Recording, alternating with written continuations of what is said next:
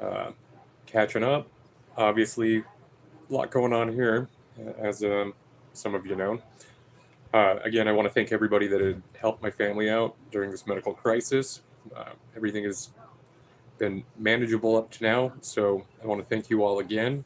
I really appreciate what you guys have done for us. My whole family does, in fact. Um, so I'm not even sure. I'm not really good at doing these type of Kevin Costner sob speeches. But you guys made a great impact and really helped us out immensely. And I am forever grateful to each and every one of you out there that, whether it just be passing on the word or kind words, prayers, everything like that, and your thoughts. Um, it's amazing what people can do, and that there are good people out there, and I'll never forget it. So again, thank you all very, very much. Um, if you've been watching the channel, clearly there's been a lot of fundraising stuff now that I feel like get back to going normal with things on here. We got the Soviet surplus stuff going on. If you guys have been watching, 7.62 39 round video dropped. 7.62 family video dropped. Quite frankly, I wish the United States, we'd have some 7.62 rifles for the most part. The only ones that are ever used are whether it be the 308, 7.62 and that's it for the most part. Now, as far as like the Tokarev pistols and stuff like that, I'm not a huge fan of those, but the 7.62 39 Soviet, as some call it, or Soviet automatic, whatever.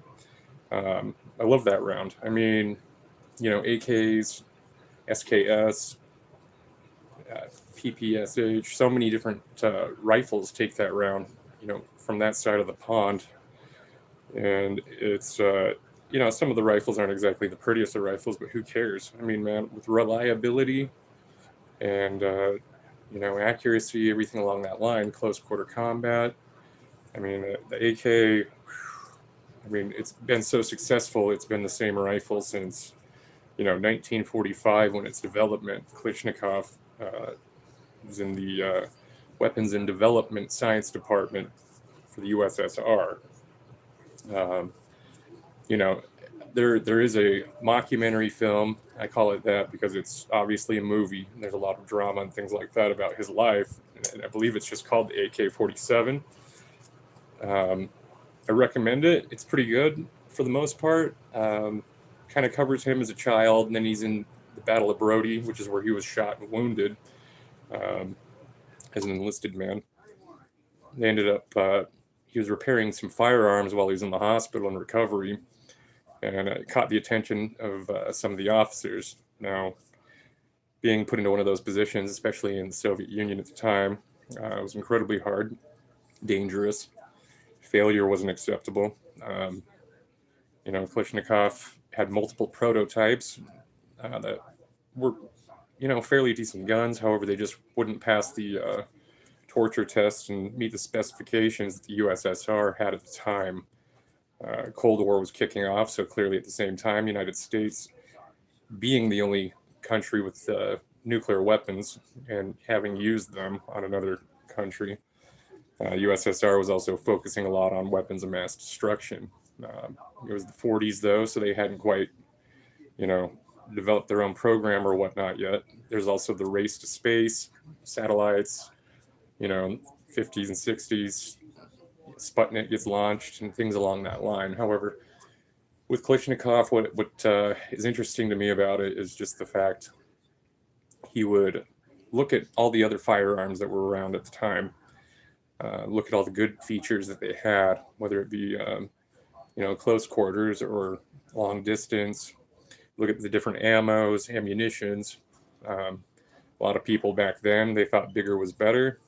Clearly, with accuracy, if you're shooting semi-automatic weapons, you're going to have more recoil. It's going to be a little bit more difficult to have that accuracy. However, on a bolt gun or something along that line, I mean, they were using a lot of the Mosins.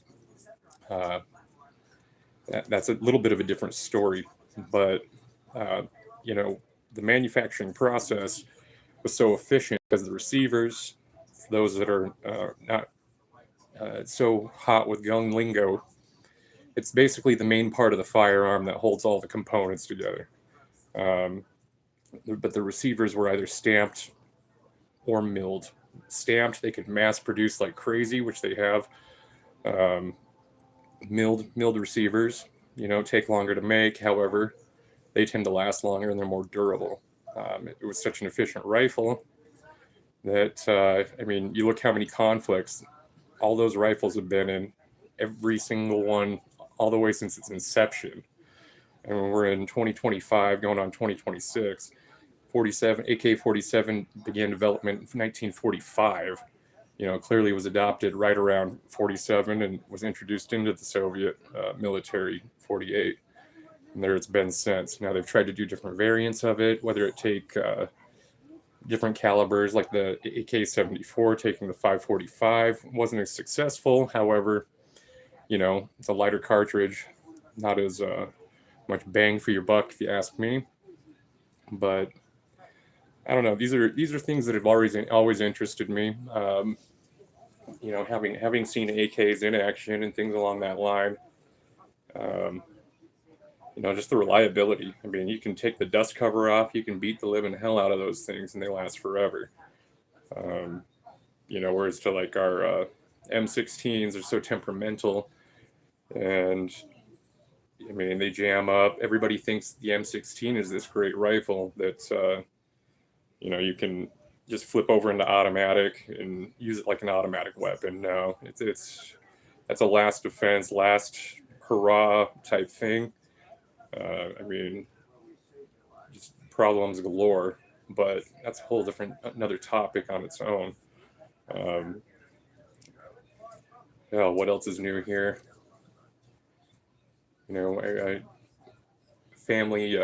family shooting video we do every year.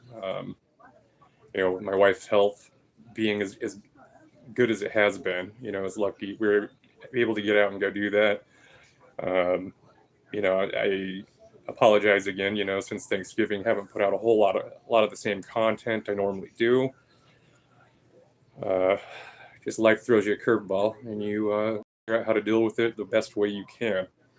Um, Hunting, things along that line have been kind of slow this season. I'll tell you what's really crazy. Y'all know that I love to go fishing. That's one of my favorite things of all time. I don't even care if I catch fish. I'm saying I'm any type of good fisherman or whatever. But it's weird because this entire year I only went fishing a total of maybe 4 times. Normally, I every day for a couple hours. It's just kind of what I used to do. But we'll get things back into good gear and going in that direction, hopefully. But with that, with the hunting, no hunting this year. Um, we do my family. We every Saturday and Sunday, first thing in the morning with the kids, we get up and go out and go for a walk or go hike. There's all sorts of great trails all throughout the entire area where I live. Um, a lot of you've probably seen some of the videos where wildlife tracks, whether it be mountain lions, badgers, rattlesnakes, whatever. Um, Thoroughly enjoy doing that. Um, we'll hopefully with the weather being as cold as it is, I don't see us doing too many of those hikes. 9 degrees yesterday, but we'll get back into doing all the normal things in life. And since now that my wife's starting to do better, which is a relief, everybody's quitting smoking, everybody's trying to eat healthier, and with that, just not overdoing it with her at this time. It's rough. It's hard. For those of you that don't know, my wife, she is a runner. She does those 13Ks, half marathons, things like that. And to see her in a position where she hasn't been able to do that, it's like watching a bird that can't fly, pretty much. And hopefully, with everything going on, get her back into that spot, get her up and running again. And that's, but she's already in the road to recovery from everything, which is great. And again, I appreciate every single one of you out there for the good messages and generosity. So, other than that, as far as shooting goes, guns out there, I have to laugh. There's a funny segment I kind of had that I would like to do, and that is for any of you have Temu, okay, or bought something off Temu. Temu sells all these ridiculous kind of knockoff type stuff or whatever. Those aren't familiar with it.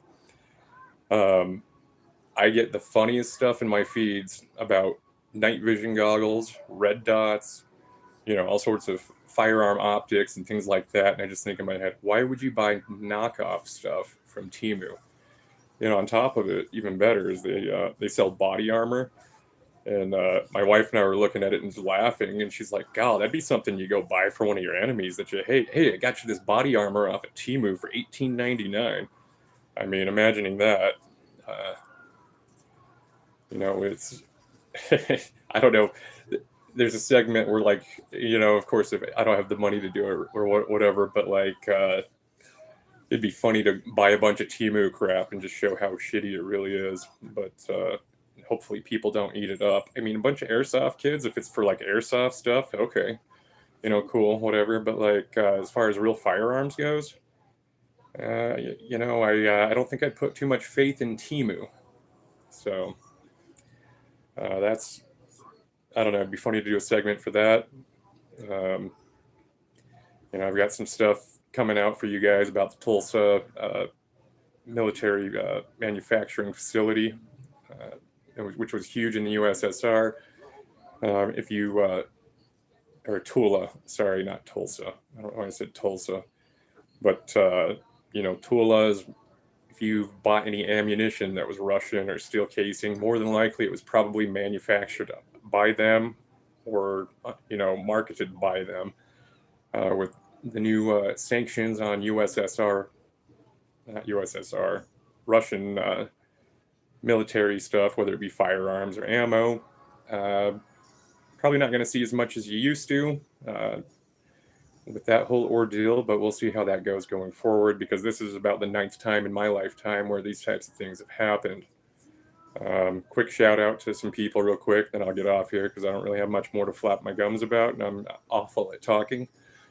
But shout out to Fatball Sicilian, Miss Can't Be Wrong, BB from VA, Redhead Stepchild, Carlos Muniz, Gunsmoke the Dawn, Common Sense.